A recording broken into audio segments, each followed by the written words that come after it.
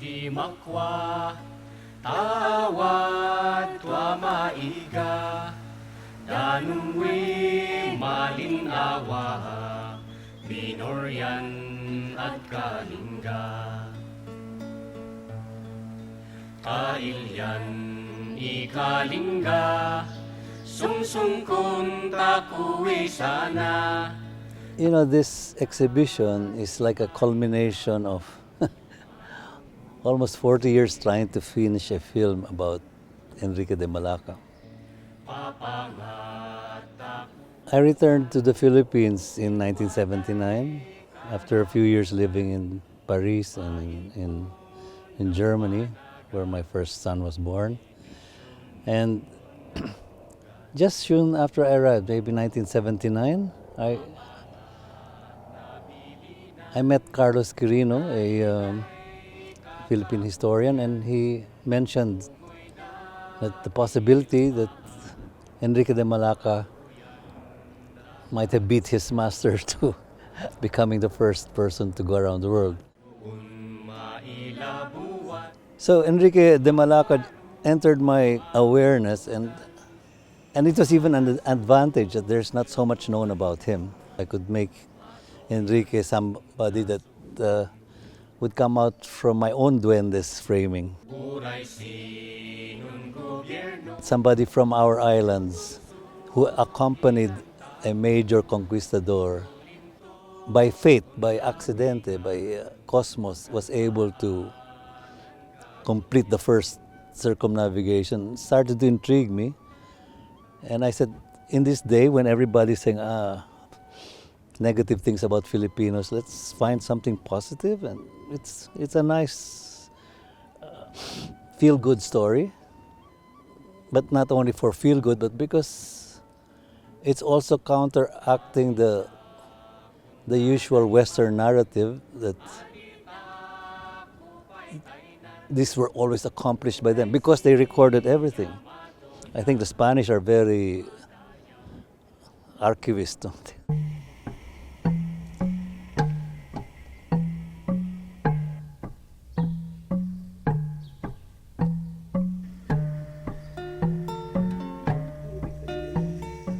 Since it is the 500 years of the first encounter between Spain and our islands, this is a good chance to say, hey,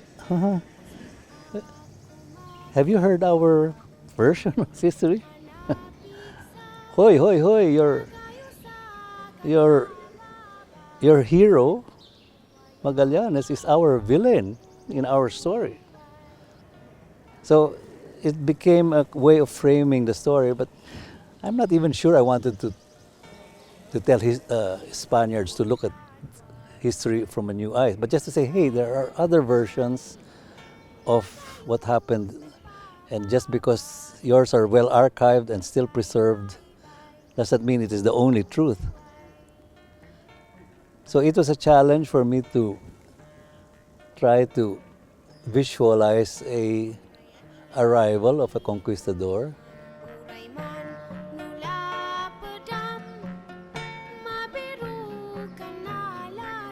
So it's a playful way of saying our indigenous knowledge gave us certain ways of figuring out what we could do, how we could. We call it kapa, you know, in Philippines you grope your way. And it's not always, everything has to be planned, you know, that is the obsession of the West. Everything has to be planned. Your story, you have to have a storyboard. Your film has to have a script. And sometimes, like Enrique, he just followed his, and he got there. It must have been about the mid-90s when I first came across a word that was from a cosmic mispronunciation. Maybe it was also, I came from a background where, as a young man, it was important to speak proper English or a proper Americano. And even dress like them and behave like them. But I was already in a stage where I was introspectively saying, we are different. And maybe we are ni ha, ni ho. We are not this, we are not that. We are somehow a combination of the East and West. And even if it sometimes makes me uncomfortable, but more the fact that I am uncomfortable because we're trying so hard to be Western, I have to live with this combination. I cannot undo the colonial history of the Philippines. It was at a time when my mentor, an old Ifugao chieftain, who had a very articulate way of explaining the origins of many of their beliefs and how their harmony with nature allowed them to create something as majestic as the rice terraces, but that it is still a living, cultural, tangible heritage. And I always wondered, even if this guy can't speak English so well, there is something very strong within him. My friend Lopez Nauyak would always mispronounce the word indigenous. And he would say, we indigenous people are always being laughed at by our Manileño brothers. Or we must fight to preserve our indigenous legacies. And even if he should have said indigenous, he said indigenous. I said, oy, wow, ang galing. This is such a great mispronunciation that I can share with the young people to understand what it is that I'm really talking about.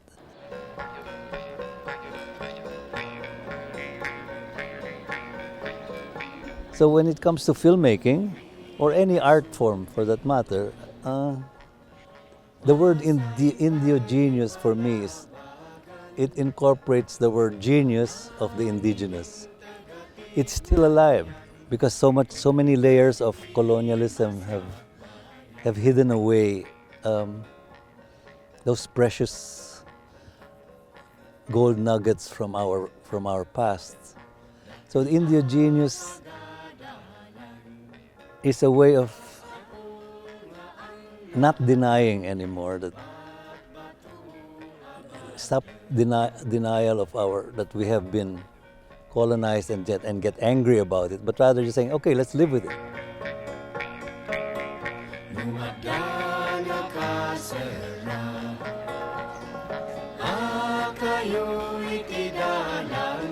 Jose Rizal is one of the most important national heroes that we have.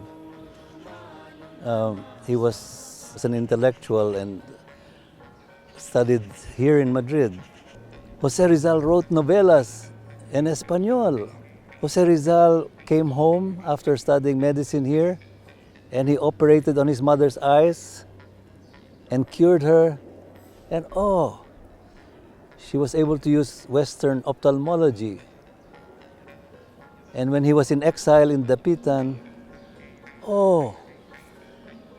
he designed waterways to bring fresh water to the Dapitan town with Western engineering. I think he embodies a lot of what I call the indigenous. No? That's why in my exhibition, I try to show Kuya Pepe Rizal. What was the source of his indigenous? No? I like to imagine that he was still connected to this kind of a spiritual taparabo costume that made him feel comfortable so that he could also do other things as an intellectual, as a medicine student, as a member of that community in Mindanao.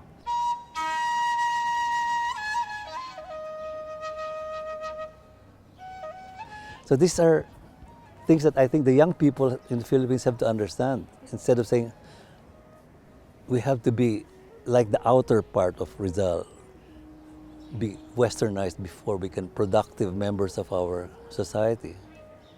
So the indiogenius of Rizal was that while he was here as a student, he could survive, he could write his novels, he could adjust to the way of living, but inside his core, inside his very, very center, he remained that Indio who could combine what came from outside and combine those with the rich knowledge of his forefathers.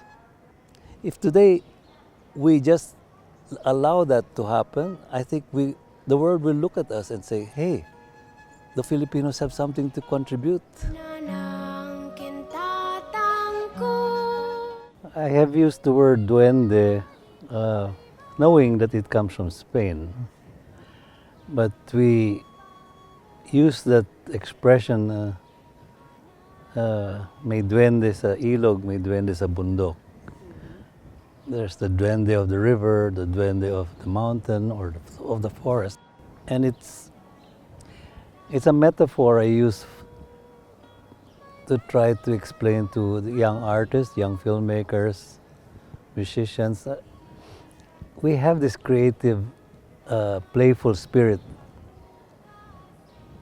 within each of us. We have a unique way of framing the world. I mean, I think in the old cultures, we believe that everybody's an artist. And maybe more in the specialized societies or industrial societies, you suppress that so that you can become the great scientist or the Werner von Braun who will bring a rocket to the moon. There's a Tibetan saying that sometimes we know so much that we miss the point. Kapwa is it's a Filipino word which says, I include the other in myself. Everybody is my kapwa, whom I must consider before I make any decision that is important. Kapwa is a way of saying, I don't only think of me, the individualistic self, but I must believe in a collectivity with the other. You are me and I am you, and therefore, whatever I do must consider you. Now, the indigenous people, the Cordillerans, the Igorots, the Ifugaos, still practice that. But I am not only considering my Kapwa people, my Kapwa person, my Kapwa family, my Kapwa barangay. But when I cut a tree, the tree is my Kapwa being. The river is my Kapwa, and therefore I do not abuse Mother Nature. And if we can bring those back today, maybe the world can get back its balance with nature. We wouldn't be suffering all these environmental disasters that we're having. So the indiogenius brings back the old harmony that we had amongst ourselves as people and amongst us with our spiritual and the above, in the nature, in the ground. And by doing this, we help the planet survive. Kuya Pepe, smile.